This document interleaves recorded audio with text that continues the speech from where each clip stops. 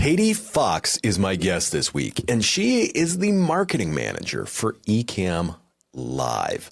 What does that mean to you? Well, I've got a conversation with an industry insider that's working with video, working with audio, working with podcasts, helping promote them, but she has one herself, and she has an interesting journey about how she was like, I don't really want to do this.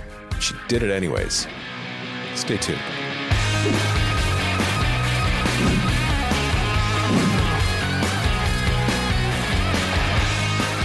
This week is Katie Fawkes, and I'm going to start right into the question with this, Katie. You made the hard left turn. You started in English literature and then went to director of marketing for a tech company, which to me, I don't see a straight line between that. But you assured me in some of the messaging beforehand that there is a straight line here. So draw the map for me, please.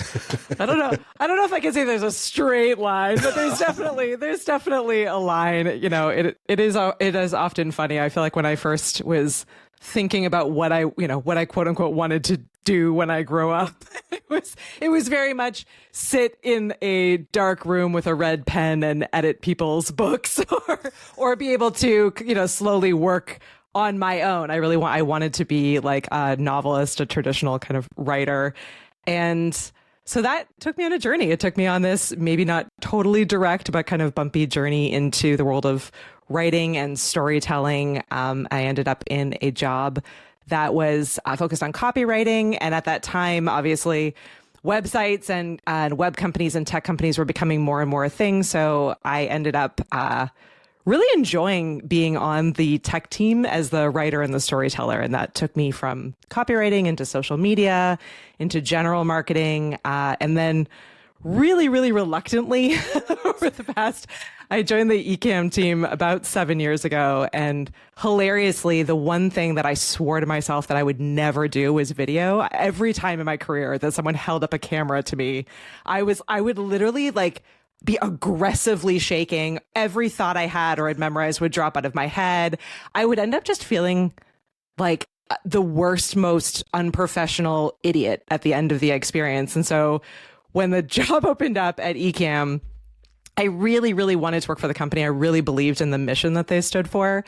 And it was kind of a crazy challenge to me. It was like, you know what? I've been so afraid of this space for so long, but this is where storytelling is going, is in this very human, very relatable content that people are consuming more and more.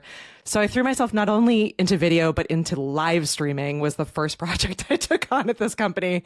And so it was a trial by fire. And I'm so proud of myself for doing that. And I feel so lucky to be surrounded by the people that have helped me throughout this process, because it's a scary place. It's an intimidating place, but it's just filled with such incredible stories and incredible people, and the experiences are awesome. And it's just getting more and more exciting as we move forward. So storytelling was the car that took me on my path from English literature all the way into video, but definitely a few stops, a few backing up, a few panic attacks along the way. I've experienced those too. If you look at my career map, if you look at that map, people are like, is this driver drunk? Pivot. Right. Just a couple of spins, of everything like that. We're going to dive into your reluctancy on the camera first, but in a second here. But first, you work for Ecamm. Mm-hmm.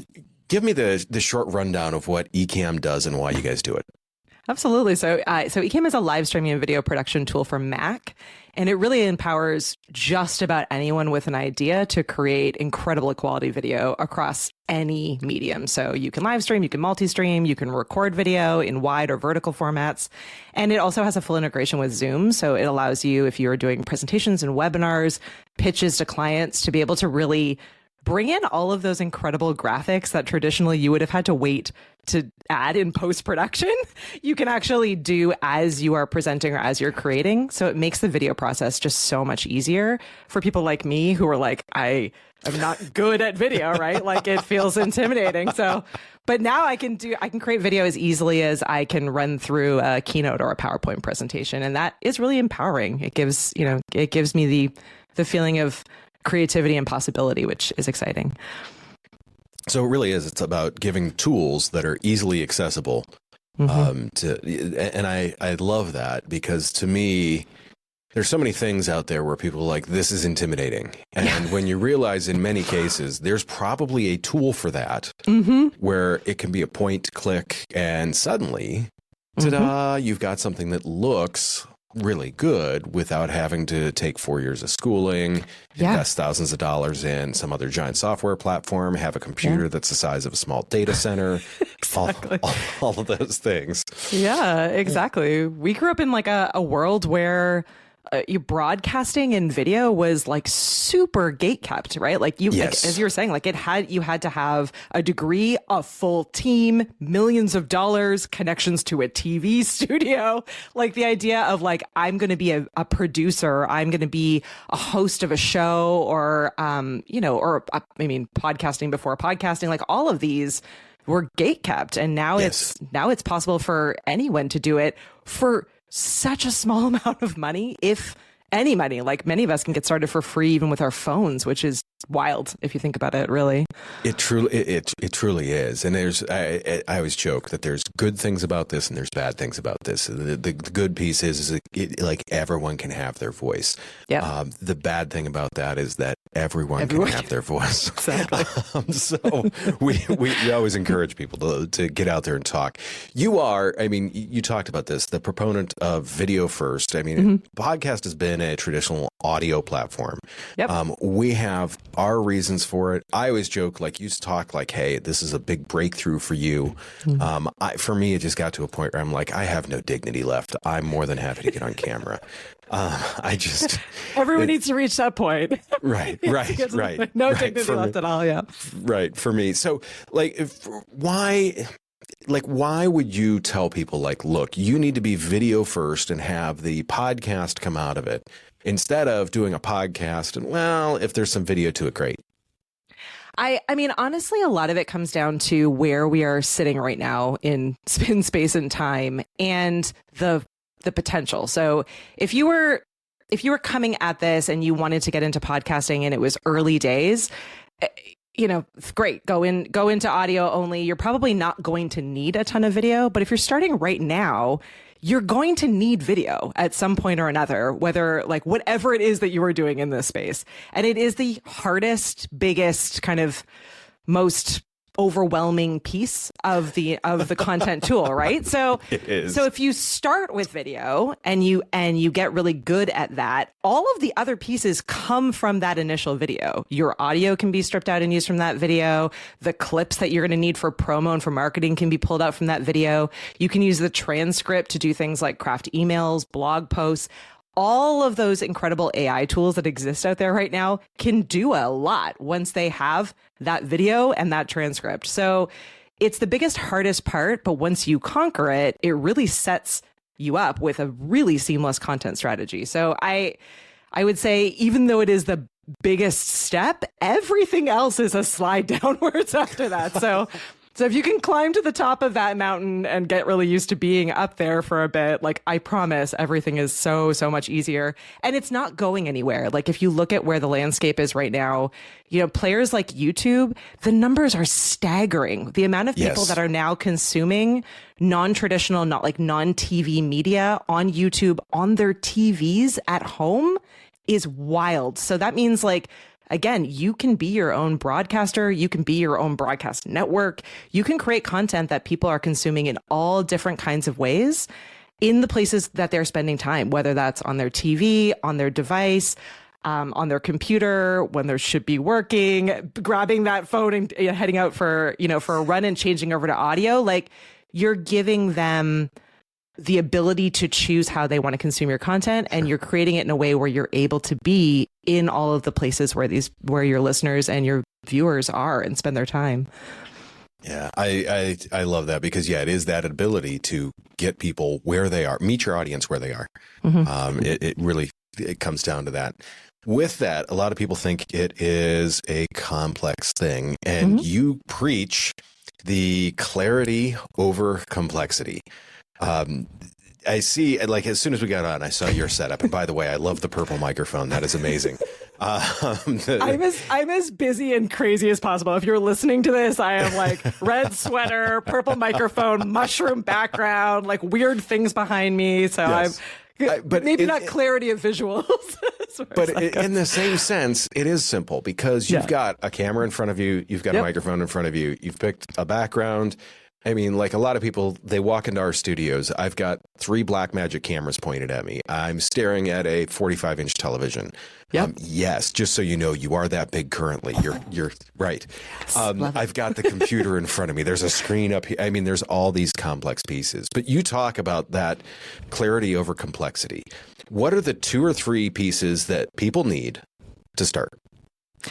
I mean, honestly, all you really need is your phone to start. Like if you have a good idea, you can really start by just getting comfortable recording yourself on your phone. Honestly, like if you don't want to look at yourself quite yet and that's scary for you, start by just doing audio recordings, but get into the habit of consistently getting your ideas out verbally, you know, into a recorded, captured moment or experience. From there, once you've gotten really comfortable there and you're ready to jump in and take it a little bit more seriously, then really, like, again, all you're going to need is a camera. And these days, like the webcam that I'm on is $129. It's about this big. It is 4K and it is incredible. So like the tech has gotten way simpler and way more affordable. It plugs in by USB-C right into my laptop. And the microphone that I have, slightly more expensive. This is actually, at this point, I think a couple of years older. But I love the color, so I'm like, it still works, so it's great. But that also plugs in by USB right into my computer, and then some kind of recording software. So obviously, I work for Ecamm. I'm a big fan of Ecamm. But any recording software that you need to be able to capture it and allow you to do things like, you know, add in your logo, maybe a theme song, a couple of different elements to kind of take that up a notch.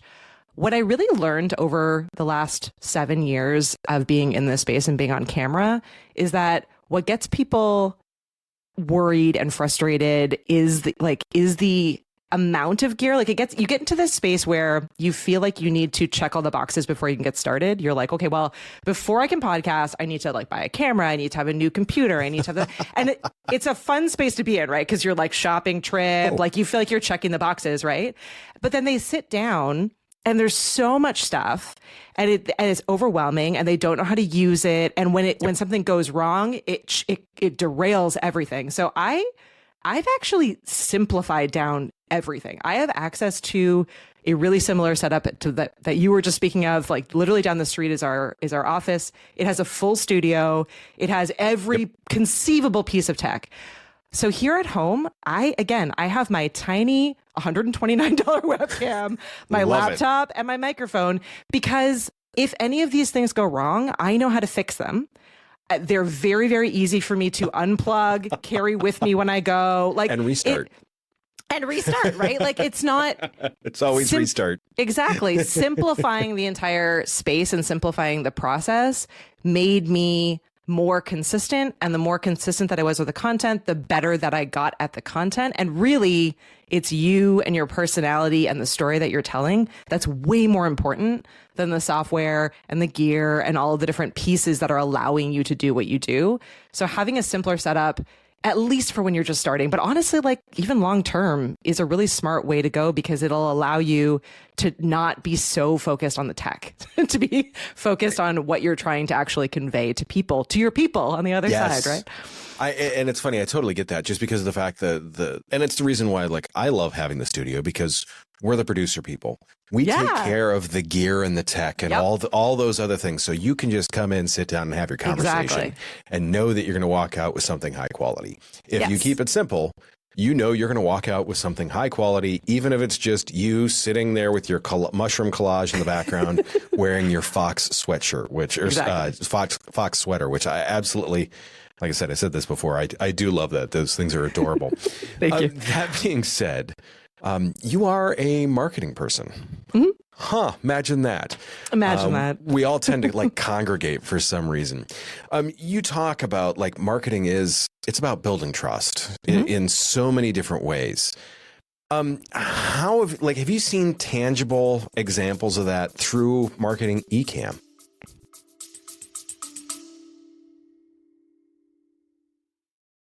Is your podcast not getting the results you hoped for? Are you feeling stuck and unsure how to grow your audience or make a real impact? We get it. Podcasting can be a challenge, but with the right strategies, it can be an incredibly powerful tool. That's why we're offering our free no-pitch podcast consultation. We'll spend 30 minutes with you identifying areas for improvement on anything from optimizing your audio or video quality to developing a content strategy that resonates with your customers. If you're ready to unleash your podcast's full potential, visit the link in our show notes to schedule your free consultation. Space is limited, so sign up today so we can help you create a podcast that truly shines. Oh my gosh. Ecamm has been such an interesting and wonderful ride because I, throughout my career, and I think maybe a lot of this comes from having a background in social media marketing and kind of coming into that space at a time where things like Facebook groups were being created and the conversation was moving more into this idea of community and connection and these tools being able to bring people together from across the world. Marketing for Ecamm has been this really community-based effort where the people that are using it, that we affectionately call the Ecamm fam, are so passionate and incredibly creative, and they give back that the stories that come from the community and all of the different ways that people are using video to grow their businesses, to reach their customers, to connect with people, to play, to everything in between. And obviously, at a time where we are on the other side of a global pandemic and people were so separated, that almost the marketing has been like, I don't want to say easier, but we've been forced into this world of storytelling and of community and of relying on each other. And it's just been a really fun experience from start to finish, because when you have a really great product and you have people who are seeing such success, that the stories really just almost tell themselves. Like, my job really is to be able to empower those people to be their best selves, and then to be able to really share their stories with the world. And so it's been really fun. It's very different than kind of the more quote unquote traditional marketing I've done in the past, right? Where it's like, I'm never at a loss for content. I'm never at a loss for video content. And I'm never at a loss for people sending over like incredible testimonials and their what their experiences are like, or what their feedback is with the tool, or what they're doing. It's a really interesting space to be in, and such a pleasure to kind of be, I don't know, sitting in the place that I'm in. Working in podcasting, for me, like the stories, the people, it's all everything that you said there totally resonates with me too. It's just it's such a neat space to be in. Yeah. When you said, I want to go back to touch on something that you said just a few seconds ago. You're never at a loss for video content. Never. Almost too much video content, to be honest. I was just about to say, with what you guys do, I mean, you guys are a video platform. So, okay. Yeah, I get that. How much of a key do you see like video as we move into the future in terms of that making that connection with people? Oh my gosh. I am so excited. I'm at a point now where we're at the end of the year. I am so excited for next year and for the potential that it holds, particularly in the live streaming space. So over the last, again, kind of 7-ish years that I've been in this space and been doing this, we've seen kind of like people initially being like, live streaming is something only a small amount of people do, to then the pandemic hit and it was like everyone needs to be on video and like live streaming to some extent. And then we kind of saw a bit of a drop off of that, where it was like, oh, well, now it's like we need to be podcasting, we need to be recording, we need to be batch recording, kind of all of that. But I feel like I've seen certainly in the last 6 months, maybe even in this last year, with the rise of all of these AI tools and kind of the lack of trust of a lot of the content that's being created these days, a real swing back to more raw, less perfect, more human content. And live streaming continues to hold such potential there, because you are live in the moment, right? So you can actually engage and talk with the people who are joining you. When you're showing their comments on screen, people see that it is actually you. It's in the moment. So it almost has kind of becoming this really almost like a counterculture to the rise of the robots and to the rise of AI, where people have this opportunity to really build a very strong community with live streaming and live video being really central to their content plan. And so I think it's going to be really exciting to see what people do.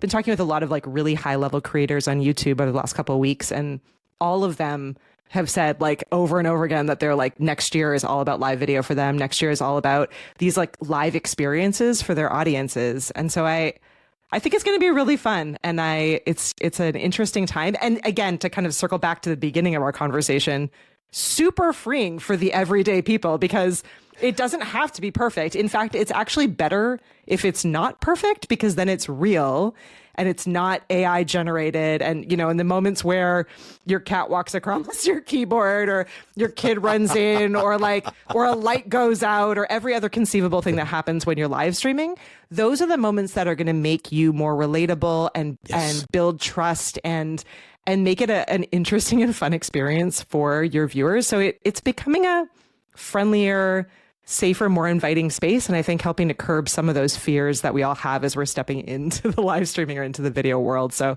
easier for all of us, and hopefully more fun and more real and human, which I think we all need a lot more of. I agree with that. It's funny. We often get asked on the editing side, they're like, are you going to take out all the ums, ahs, and pauses? And I'm like, nope. I'm like, people want to hear from you. Now, if you we may take that out. If there's one, two, if they're spread throughout sporadically a little bit, great, because now you are a human instead of some giant building with some buzzing machines inside of it halfway across the country. Exactly. You've talked about, like, you were very intentional initially about oversharing some. Like, hey, this is... You're like, is there something you haven't shared? And I'm like, hard no. You're right. Why do you feel like it's important to do that? I know it's that authenticity. Is that really it, where you're like, look, this sucks. I screwed this up. Here it is. This is me. Is that why you overshare? I overshare intentionally online, weirdly enough, in a professional space, because when I was first getting into all of this, and I was first getting into live streaming, I was having these like quiet moments with myself or with my like close friends where I just felt dumb. I think my internal fears were like, well, you're the director of marketing at Ecamm. You should know more about video. You should be more confident on video. You need to be a leader in this space. But what I started noticing was those moments where I, like, without even thinking, I was live and I was just like, oh, I can't believe I just said that. Or like, I had a moment where I let my guard down publicly. People within our community really, really responded to that. I started getting these like emails, and I started getting DMs in my inbox where people were like, hey, that actually meant a lot to me to see that someone that was in your position also had those fears and also had those moments where it wasn't going perfectly, and you just worked yourself through it, or you sought help publicly, and I learned from that, or that made a really big difference, or hearing what you thought about that really helped like push me forward in what I was doing. And the more that I heard that, the more it just felt mean to not share those vulnerabilities and those moments, because they were having an impact on other people. And I've never wanted to be the person whose social feed is just so heavily curated that someone looks at that and is like, well, that's not a real person. Like, right. Or I'm drowning and that person is like, absolutely killing it. And what am I doing wrong that she's, having this incredible experience? I want people to be comfortable to talk with me about the challenges that they're having in video, because I want to help them through it. So I've tried to be like, you know what? I'm happy to look dumb for all of us. I'm happy to ask the stupid questions and have every conceivable thing go wrong publicly, so that if you're sitting there and you're worried about getting into video, you can look to someone and say, oh, well, Katie's done that and she seems to be fine. So we've worked our way through it, right? Hey, Katie did that. We're good. Katie did that. I've done it all. I promise you, I have done just about all of it publicly, Same. embarrassingly. Same. Yeah. No, and I think now, like, you should probably get another sweater made that says Katie did it. It's Katie okay. did it. Yeah. It's okay. Oh, yeah. Katie did it. That would be a fun one. All right. If you do that, I need one. Okay, it's a deal. If you do that, I need one. That being said, you've mentioned, like, you've talked a lot about YouTubers, stuff like that. 2026, a lot of them are talking live stream. A lot of them are talking that authenticity. What is it you see as 2026? Are those the big things, and what's some things that may lie straight underneath that? Yeah, I think it's going to be a swing back to real people, less influencers, less experts, less kind of super polished, curated professional, more real people doing real things, connecting with others and sharing their level of expertise. And I just think it's really exciting. And that's going to be, I think, honestly, across medium. Like, I think we're going to see what really has actually been very special about podcasting is, like, you really feel like you are spending time with people. Like, most of the podcasts I listen to, I'm like, those are my friends, even though they don't know who I am, right? Like, that vibe, I think, is going to carry forward into next year, where the potential is really big for everyone who wants to build in this space. If you can just be relatable, be present, be consistent, you are going to win, because I really think that people are sick of the really super curated, super polished, really fake looking and feeling content, whether or not that is AI generated or people generated trying to be more, polished. But I think it's going to be a forgiving year of us all being very human and being very bumpy together. It's interesting you say that, because I've seen a lot of big YouTubers recently that, I mean, once again, they're doing these dramatic life things are happening to them. And I'm like, yeah, is this really, or this looks a little, yeah, we're skeptical, right? Yeah. Right. There's something about this that just, it looks off, where you're like, this looks set up. That, like, this thing happens and your camera person just happened to be there. Yeah, we're going to be much more skeptical, right? We're all much more skeptical of, like, is this real, or is this something that has been, doctored or set up to look that way, right? Yeah. Like, my kids, so I have two kids, 11 and 14, and their favorite thing now is like, well, that was really AI. That was super AI. Isn't that AI? Like, that they're constantly, like, evaluating everything that they see around them as, like, is this real? Should I believe this? Should I challenge this? So I think it's we're going to see kind of a pushback to that. And it's been I'm also a big crafter. I'm huge into crochet and scrapbooking and a bunch of other kind of, like, tactile non-tech crafts as my non-tech outlet. I never would have guessed that. Right? I did not make this sweater, I will say. I'm not a good crafter, but I'm a crafter. But I've been also seeing, like, a big movement, I guess, for lack of a better word, of people who are unplugging, right? Like, they're pausing from all of these different platforms, and they're trying to get back to what the internet is affectionately calling grandma hobbies, right? Like, they're chicken keeping, they're gardening, they're like woodworking, they're doing all of these different things to kind of get away and from the noise and do something real and do something, like, tactile, do something with other people. So I think we'll see that in a number of different spaces and places. And I'm here for it. I think it's great. And while they're doing those things, they can be listening to a podcast. Exactly. We knew we could bring this back. We could bring this right back around. The main question that I always love to ask of everyone, if you could give one piece of advice to a business owner or marketer who's thinking, hey, I want to get into this, why should I do it? Or what's going to be I guess I would say the anvil that's going to drop out of the sky on Wile E. Coyote? What's the one piece of advice that you would give to a business owner, marketer, someone that's considering starting something like a podcast? Oh, just start. No, just kidding. We were joking about that earlier today, but I mean, honestly, the potential is so huge that you really are robbing yourself of an incredible opportunity and a lot of fun. There is so much happening in these spaces. I know I hate to say just start, but I feel like you need to find your space and your place and really dive deep into that. Because I think it's cheaper than ever and easier than ever and more accessible than ever. So whatever that means to you, for me, I think it was last year, I started a VHS Club podcast with my best friend where we talk about 80s and 90s movies. And I was like, there's no goal to this past, like, I just want to spend time with my best friend having these conversations that are meaningful to me. And what's grown out of even that tiny, like literally just for fun show has been staggering and so fun to see. So I guess my answer is just start, but it is really on figuring out what it is that you're really passionate and excited about, and do some research to figure out how you can take that from an idea into, a show, a live stream, whatever it is. But there's so much potential here that I would hate for you to miss out on it. Love that. Where can people find you? I know there's the live stream, there's the recorded podcast. Where can people go find you?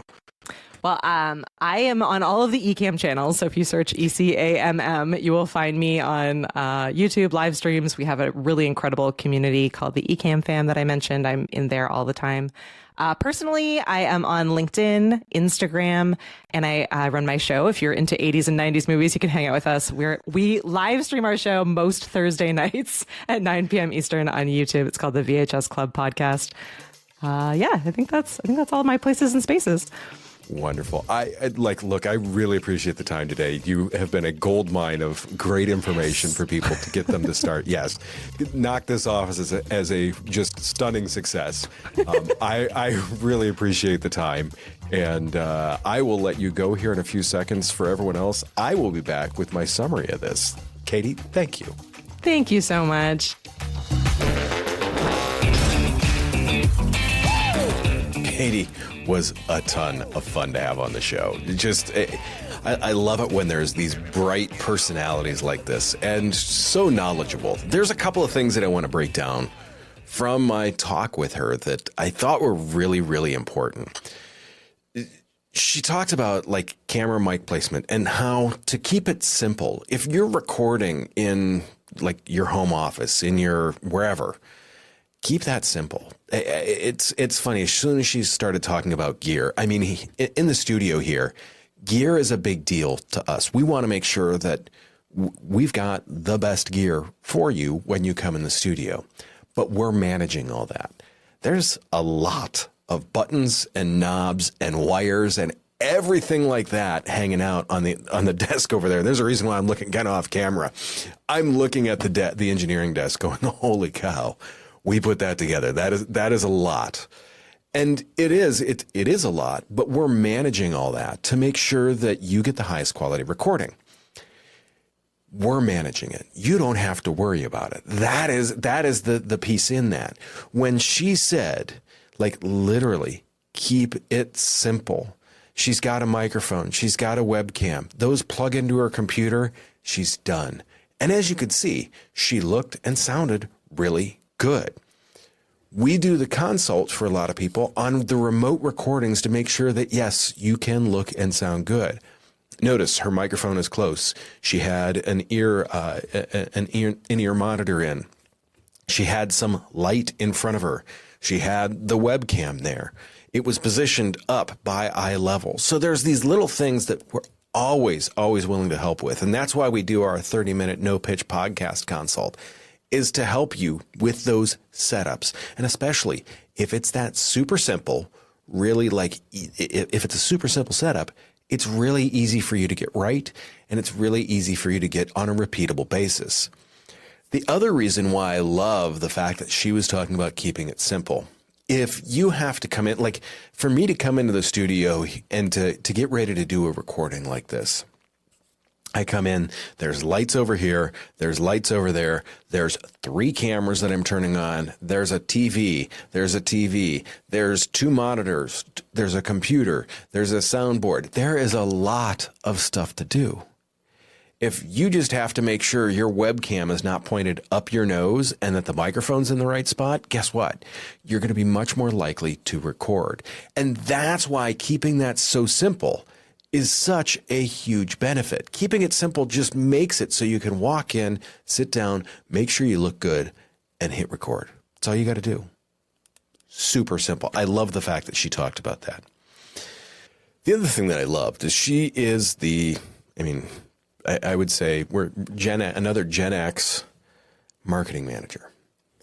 And she didn't want to be on camera initially. She's like, I hated the camera. She talked about how she would freeze up, lock up, and just didn't want to be on camera. Video, though, she is such a huge proponent of video now, though, because she realizes all of the great things that can come from that. The video is a huge part of what makes that flywheel. She talked about, you don't even have to be live. Going live is, it's an ask for some people because you realize, a few seconds ago I had a cough. We edited that out. You can't do that live. That's a tough thing to do, to realize that. But she went ahead and did that anyways, knowing that you're going to get that authenticity out of it, and you're going to get all those social media clips out of it. You're going to get the clips. You're going to get the social posts. You're going to get the thumbnails. You're going to get all of those great pieces out of it. Not to mention, you're going to get all those platforms out of it. You now have opened it up for YouTube. You now have opened it up for Facebook. You have now opened it up for Instagram. You have now TikTok. You have now, there's all these platforms where you can go out and find people. Additionally, video on LinkedIn still gets very, very good traction. So that's something to keep in mind, especially if you're business to business. The biggest lesson that I love, it's so funny. Katie and I talked ahead of time about how we both hate the just start advice. But really, the funny thing about it is that is truly the best advice if you're just looking to get into it, is just start.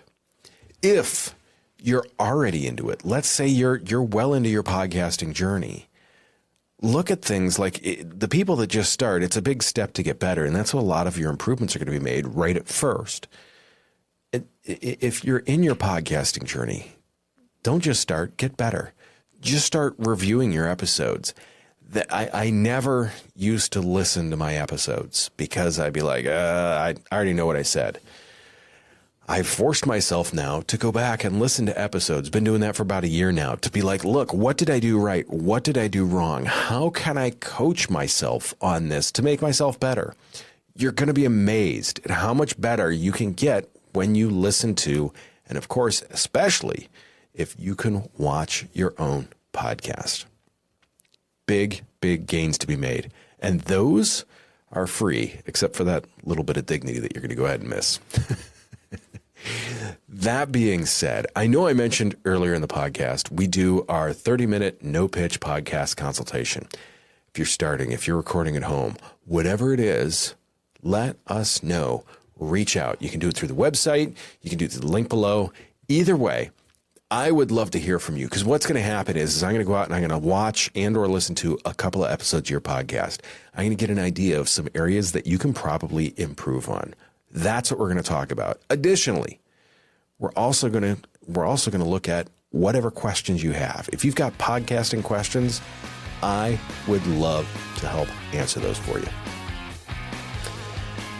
Put it in the comments even if you want to. As always, do me a favor. Take care of yourself. You can take care of someone else too. I will see you very, very soon.